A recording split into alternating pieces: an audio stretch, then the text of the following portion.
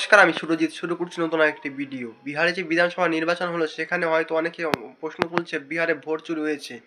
NDA সরকারের যে আসন সংখ্যা পেয়েছে তার নিরিখে অনেকটা পিছিয়ে ইন্ডিয়া জোট, যেখানে তেজস্বী যাদবের মুখ পড়েছে, রাহুল গান্ধী তো একদম ধূলিসাৎ হয়ে গিয়েছে।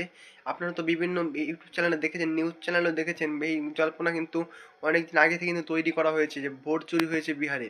সত্যি কি ভোট চুরি হয়েছে? নির্বাচন কমিশনের একটি রিপোর্ট পেশ করেছিল এসআইআর এর পরে একটি রিপোর্ট পেশ করেছিল নির্বাচন কমিশন। সেখানে মোট ভোটার সংখ্যা ছিল বিহারে 7,42,00,000, কিন্তু যখন ভোট গ্রহণ হয় সেখানে মোট ভোট ছিল, তারপরে ভোটের পরে একটা রিপোর্ট পেশ করে সেখানে মোট ভোটার সংখ্যা ছিল 7,45,00,000। তাহলে 3,03,00,000 ভোটার কিভাবে বেড়ে গেল?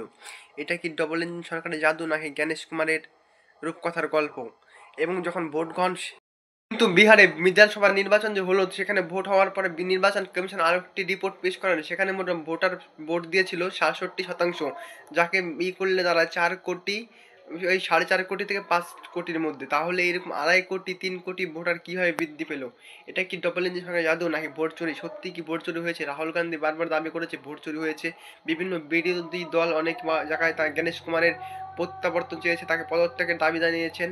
আমাদের এই চ্যানেলে আপনারা যদি ভিডিও দেখতে চান নিয়মিত, তাহলে অবশ্যই কমেন্ট করুন, আপনাদের একটু উৎসাহ দিন, কারণ আমরা ভিডিও বানানোর সাহস পাচ্ছি না।